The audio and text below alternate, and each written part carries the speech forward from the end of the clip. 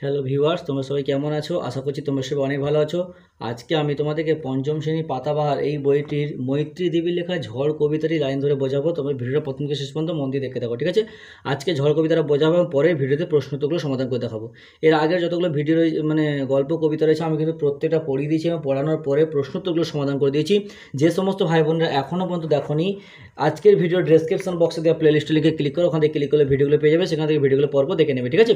Video শুরু করার আগে তোমাদের কাছে একটা ছোট্ট অনুরোধ করবো, যারা এখন আমাদের এই চ্যানেলকে সাবস্ক্রাইব করেনি তারা প্লিজ চ্যানেলকে সাবস্ক্রাইব করে দেবে, আর যারা সাবস্ক্রাইব করেছে তাদেরকে অসংখ্য অসংখ্য ধন্যবাদ জানাচ্ছি। ক্লাস 5-এর অঙ্কও কিন্তু পুরোটা সমাধান করা আছে, যারা এখনও দেখোনি আজকের ভিডিও ডেসক্রিপশন বক্স চেক করো, ওখানে কিন্তু তুমি লিঙ্ক পাবে, ওখানে ক্লিক করলে সব পেয়ে যাবে, ঠিক আছে? কি বলছে দেখো, ওমা সেদিন হাটের বারে মাঠের ধারে করতে গেছি খেলা দুপুরবেলা।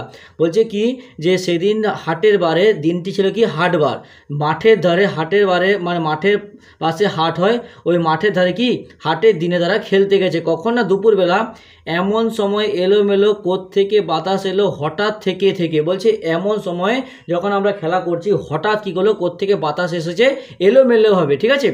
অন্ধকারে সমস্ত দিক কেমনি দিল ঢেকে, বললে ওরা ছুটে পালাই ঘর ওই এসেছে ঝড়। দেখবে যখন আমরা মাঠে বা ঘাটে কোথাও খেলাধুলা করি তখন দেখবে আচমকা যখন ঝড় আসে, তখন দেখবে ঝড় আসার পর মেঘ সব কালো হয়ে যায়, ঠিক আছে? ওই জন্য বলছে যে অন্ধকারে সমস্ত দিক কিন্তু দেখবে, চারিদিকে তাকালে দেখতে হবে যে সব চারিদিকে কিন্তু অন্ধকার আর অন্ধকার, যেন অনেকটাই পুরো যেন সন্ধ্যা নেমে গেছে এরকম অবস্থা পরিস্থিতি তৈরি হয়ে যায়। বলছে অন্ধকারে সমস্ত দিক ঢেকে গিয়েছে, তাই তারা বলছে যে ছুটে পালাই ছুটে পালাই। আমার যেন লাগলো ভারী ভালো, চেয়ে দেখি আকাশখানা একেবারে কালো। বলছে আমার কিন্তু এই মানে সুন্দর মনোরম পরিবেশটা দেখতে খুবই ভালো লাগছে, তারপরে আমি আকাশের দিকে চেয়ে দেখলাম যে আকাশটা কি একেবারে কালো। কালো হলো বকুলতলা, কালো চাপা বন, কালো জলে দিয়ে পারি, আসলো মাঝি তাড়াতাড়ি, কেমন জানি যে করলো আমার মন। বলছে কি যে কালো হলো বকুলতলা, মানে চারিদিকে বকুলতলা চাপার বন চারিদিকে কি যেন পুরো কালোচ্ছন্ন হয়ে পড়লো। বলছে মাঝি তাড়াতাড়ি আসলো, আমার মনটা কেমন করতে লাগলো।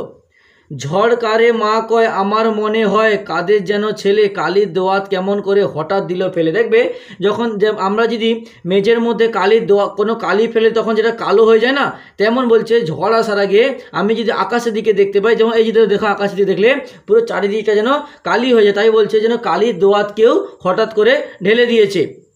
আমি তো বলছে হাসলো কমল ঠোঁটটি মেলে, ভীষণ কেমন আগুন জেলে আকাশ বারে বারে, আবার বুঝি ঘুরে ঘুরে পালিয়ে গেল অনেক দূরে সাগরে পারে।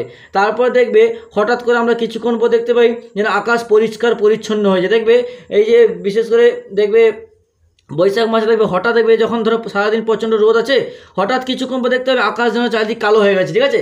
কালো হওয়ার পর কিছুক্ষণ যেন অন্ধকার হয়ে গেলে চারিদিকে, আবার দেখবে তারপর সেখান থেকে মেঘ সরে গিয়ে আবার দেখবে পুনরায় আলো হয়ে যাবে। এরকম বলছে যে পালিয়ে গেল অনেক দূরে সাগরের পারে। বলছে কিছুক্ষণ পর দেখা গেল সেটা যেন সাগরের পারে চলে গেল। বুঝতে পেরেছো? তাহলে আজকে এটা হলো, পরের দিন প্রশ্নগুলো সমাধান করে দেখাবো। ভিডিওটা দেখা লাইক করে তোমার অন্যান্য বন্ধুদের মধ্যে শেয়ার করে দিও প্লিজ, কারণ তোমাদের একটা লাইক আমাকে কিন্তু পরবর্তীকালে আরও ভালো সুন্দর ভিডিও বানাতে উৎসাহিত করে তোলে।